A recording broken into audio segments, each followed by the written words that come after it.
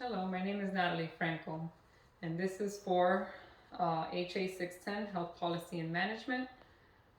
This paper is going to be on political advocacy, and I chose Global Food Security Reauthorization Act of 2022. So the Political Advocacy Global Food Security Reauthorization Act of 2022.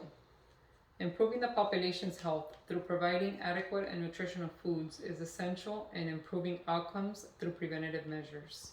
The Global Food Security Reauthorization Act, also known as the GFSA of 2022, was brought in place to amend the GFSA of 2016, following the existence of loopholes unearthed by the COVID-19 pandemic.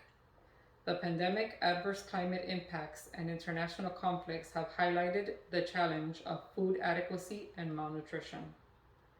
The legislation sought was sponsored by Representative Betty McCollum and Senator Robert Casey. The wider objective of the legislation is to eliminate poverty prevalence resulting from malnutrition, targeting children and women. Improving the population's health depends on developing strategies that prevent malnutrition among risk populations and eliminate poverty in the long run. So a quick summary of the legislation. The Global Food Security Reauthorization Act of 2022, identified as HR 8446 in the House of Representatives and S 4649 in the Senate, amended the Global Food Security Act of 2016. The amendment will entail modification and expansion of the existing Act of 2016. The legislation seeks to expand on the offerings of the Act both locally and globally. Locally, it targets an improvement of access to affordable and nutritious meals. The target population will entail children, adolescent girls, and women. Further, the legislation will reinforce existing strategies that bolster deworming within the U.S. This is in the light of the poor access to adequate and nutritional meals to the target populations, especially those living under the poverty line.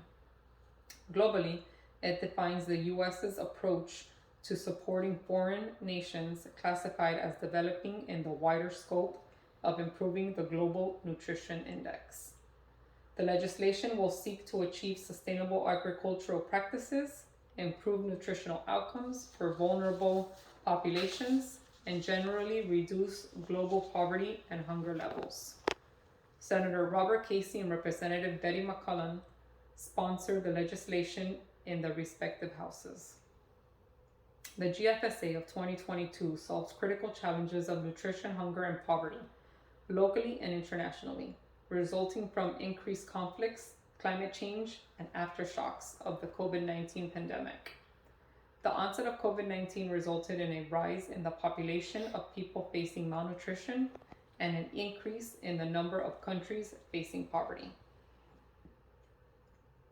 Amending the Act aims to create a robust framework to address current nutritional and food adequacy challenges, while also setting up a framework that ensures nutritious food security in the future.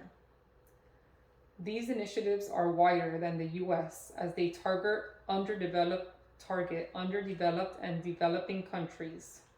An intended impact of the GFSA of 2022 is attaining economic growth for all targeted member countries. Developing sustainable agricultural practices will improve the nutritional and food adequacy outcomes and contribute to the generation of surplus food. Nutritious meals for children and adolescents are directly correlated to improving health outcomes. Now let's talk a little bit of the challenges of the GFSA of 2016. The U.S. is committed to improving the hunger and food security situation around the globe by tackling the root cause. The Act will seek to strengthen the Feed the Future initiative, which is FTF, developed by the U.S. in its effort to support developing countries. The initiative seeks to identify and address the cause of poverty and hunger in low and middle income countries, emphasizing agricultural activities as long-term intervention. Since the inception of the FTF, millions of children and women have positively impacted in the target countries. Climate change is key in actualizing the initiative to ensure a lasting solution. Loopholes resulting in current challenges necessitating the amendment of the GFSA of 2016 primarily resulted from the COVID-19 pandemic and the climate change crisis. The COVID-19 pandemic unearthed challenges previously underplayed, such as the unpreparedness of the healthcare system. Additionally, the U.S. embarked on emergency preparedness to combat the spread of COVID-19 infection, leading to the reallocation of budgets, which sustained the existing measures to curb malnutrition and poverty. This was further amplified in developing and underdeveloped countries due to limited resources. The action of the U.S. to withdraw some donations to curb the COVID-19 pandemic significantly strained previously made attempts to tackle the root cause of poverty, hunger, and malnutrition. The onset of the pandemic resulted in poverty and malnutrition levels rising higher than they were prior to the commencement of the initiative. The loss of jobs led to low purchasing power in a market where prices increased during the pandemic, indicating the need to implement the initiative in a more robust and resilient approach. The climate change catastrophe hit harder during the period, leading to the loss of crops when global production was relatively low and donor activities were significantly curtailed. Developing countries were most affected by climate change consequences, leading to the inability of small-scale farmers to adapt to the patterns by incorporating new farming techniques such as irrigation-fed agriculture. Target countries in Africa are uniquely affected by this challenge due to the loss of arable land to desertification. Projections indicate that the ongoing climatic action will likely affect millions of square kilometers of agricultural land across the continent. The GFSA of 2016 was barely prepared for the adverse climate conditions experienced in the years since its implementation. Now let's talk a little bit about the position statement.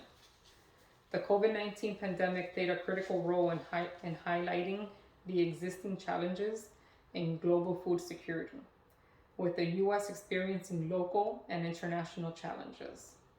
The amendment of the Global Food Security Act of 2016 is pivotal in addressing areas with key loopholes. Achieving equity among populations in the country is pivotal. Hence, legislation amendment is essential. The inequalities among the different ethnicities within the U.S. led to African American and Hispanic households suffering. The legislation will ensure that minority ethnicities are considered in the strategic goal. As an economic and political leader, it is the responsibility of the U.S. to set up strategies that will uplift developing countries. Additionally, the distressing situation experienced globally resulting from conflicts require the intervention of the U.S. to guarantee stability.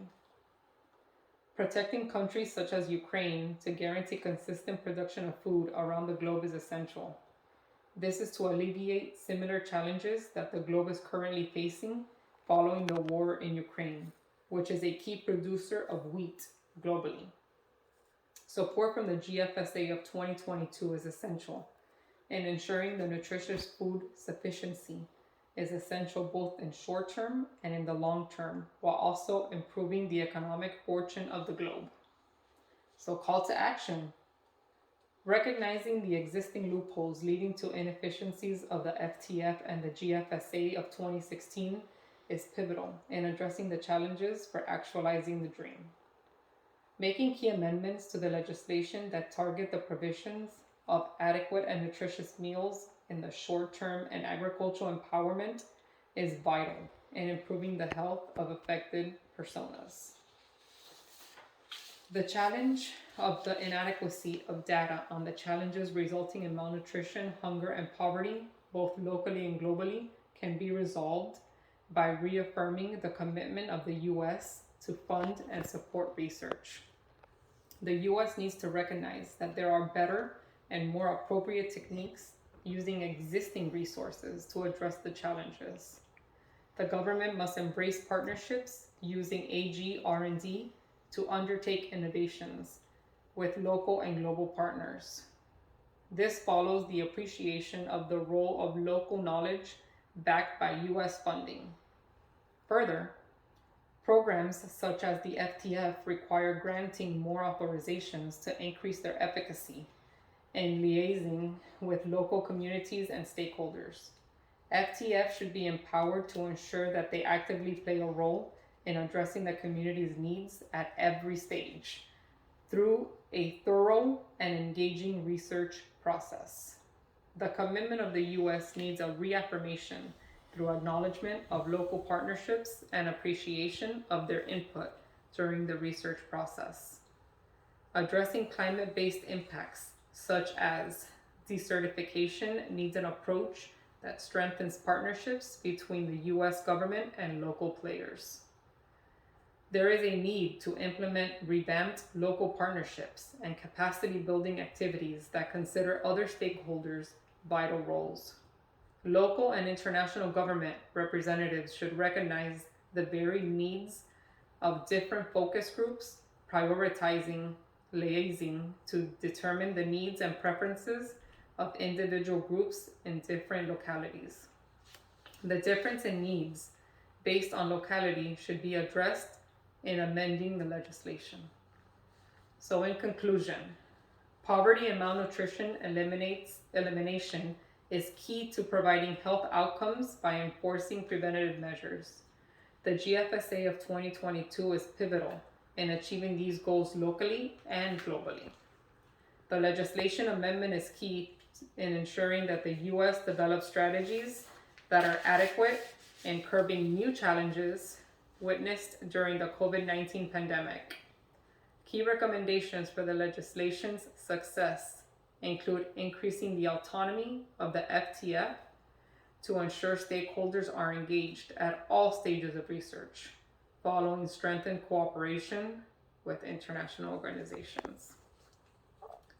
So here, that was a little bit on my Global Food Security Reauthorization Act of 2022. I hope you enjoy. Thank you.